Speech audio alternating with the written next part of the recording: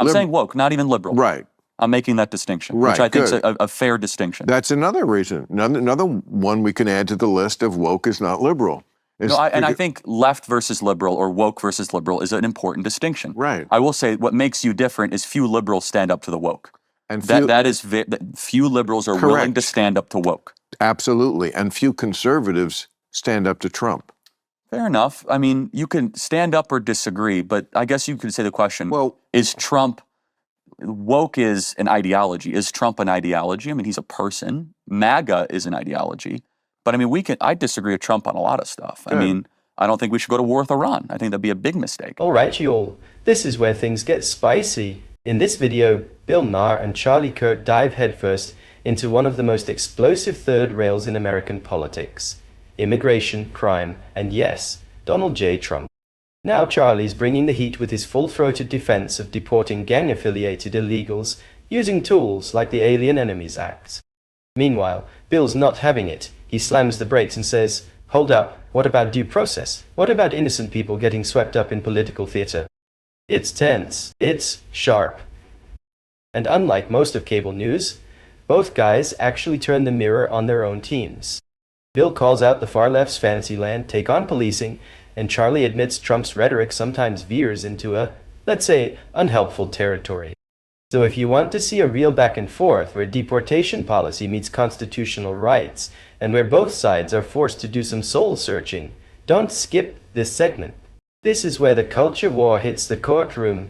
Let's get into it. Also, when you get to, we're going to send homegrown American citizens to foreign prisons. Oh, so the thing he said, you mean? Homegrown. To Bukele. Americans. No, and if he were to do that, I wouldn't support it. Great. But I think that is a one-liner that he gave to Bukele. I think that is, you met the man. Yes. Do you think he actually believes that? Like he would do that? It's worse if he does or would. It's still horrible that an American president would say that. Look me in the eye and tell me if Obama had said that, what your reaction would be. Wouldn't like it. Wouldn't like it. I think it would be a little more vitriolic than that.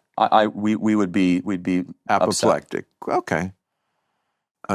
I'm finding out how honest you are, Charlie, and right, so far I think you're doing good, and I hope I'm doing good with you. Because if we don't have the honesty, we can't really, Look, but to be fair to the whole, topic in general, the outrage around deportations, as we've seen, these last couple of weeks, is like the American people voted for it. It's perfectly legal. Well, they didn't vote for. They did vote for mass deportations. People without any. I mean, you mean that Maryland case is what you're talking about, right?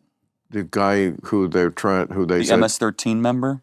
Well, there's no evidence that They did not present evidence. I mean, I don't really want to get into the weeds on this one because I got to do it on my show Friday. But the Supreme Court, I guess we have to get into the weeds. They wade into the political minefield of immigration enforcement, and suddenly it's not just theory. It's as raw policy, rhetoric, and real-world consequences. On one side, you've got Charlie Kirk throwing his full weight behind aggressive deportation tactics. He name-drops the Alien Enemies Act. Yes, the 1798 law that sounds like it came out of a Men in Black script, and says it's fair game when it comes to MS-13 and other foreign criminal elements. He paints it as necessary, patriotic, even overdue. Then Bill Maher steps in as the constitutional conscience of the conversation. He's not arguing for open borders or sanctuary cities. No, he's saying, yo, even if you hate MS-13, the government still needs proof. You can't disappear people without a trial just because Trump said so on Truth Social.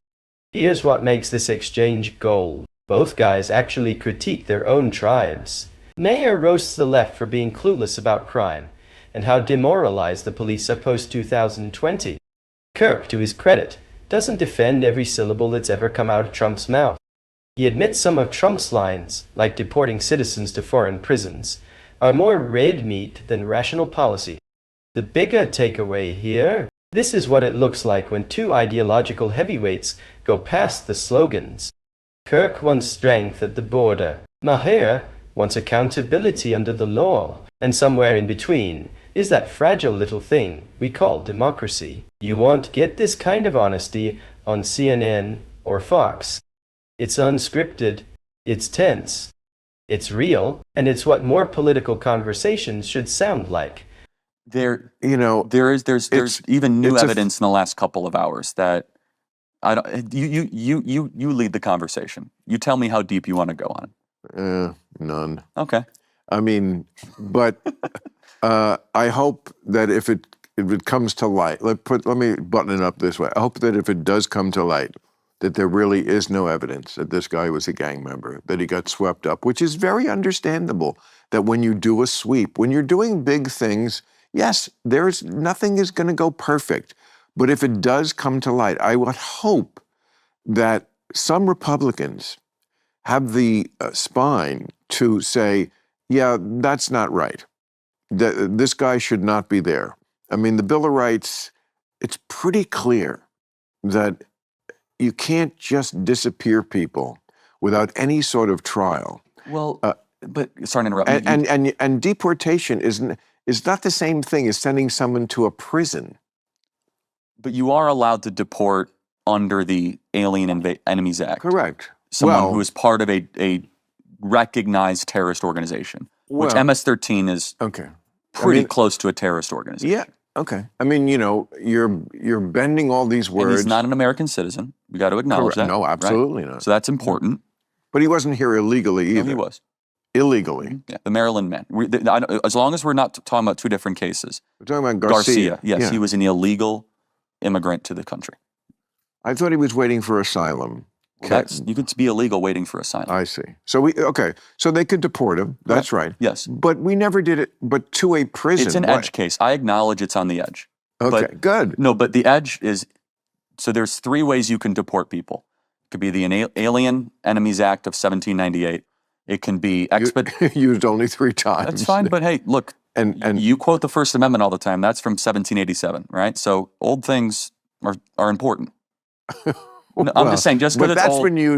That's been used more than 3 times. Fair enough, but just because things are old doesn't mean, and I'm not saying you're using that talking point, but some people are trying to invalidate it just because it's old.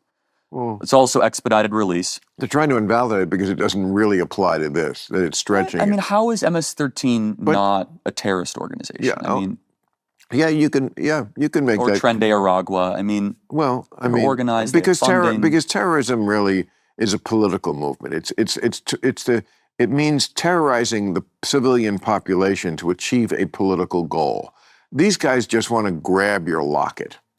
It's a little more than that. A lot more than that. Look, I've said that all this stuff I don't like about Trump, I did it in my piece the other week when I was talking about the meeting at the White House. That no, he was tweeting about me. I've never liked anything. No, check the tape. There are things I like. And one thing I liked was that the police have their morale back maybe now. The tone is often witty, confrontational, yet respectful. It's a rare glimpse into what civil disagreement actually looks like in today's hyperpolarized climate. Maher, repping the secular liberal camp, and Kirk, firmly rooted in Christian conservatism, don't just trade punches, they find surprising common ground. They take aim at ideological extremism on both sides, champion the lost art of reasoned debate, and aren't afraid to call out their own tribes when the rhetoric gets too hot or the logic runs thin. It's not just entertaining, it's proof that sharp minds can clash without burning the house down. What did you think of the conversation? Did anything surprise you, challenge your perspective, or maybe even change your mind? Drop your thoughts in the comments. I read them all, and I'd love to hear where you stand. And hey, if you enjoyed this breakdown and want more unfiltered political commentary, don't forget to hit that like button, subscribe to the channel, and turn on notifications so you never miss a new episode. Thanks for watching, and I'll see you in the next one.